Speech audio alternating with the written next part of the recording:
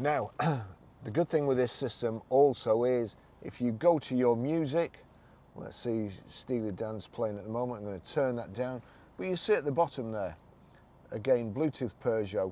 If I click that, your choices are iPhone or Bluetooth Peugeot.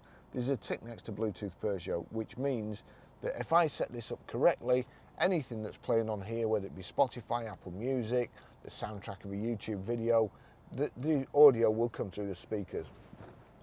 So now we go over, there's a musical symbol here, a note at the end, we click onto that, that's media, and you'll see there, those are all the radio stations. You can go through the radio stations like so, but what we want is sources at the top.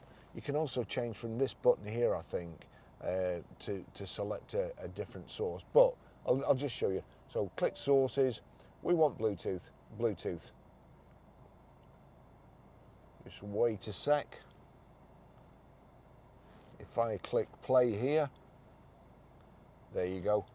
So that's Steely Dan, Haitian Divorce, playing through the speakers here. And if I turn this up and then turn this, well, I'll use this. So that's how you stream audio.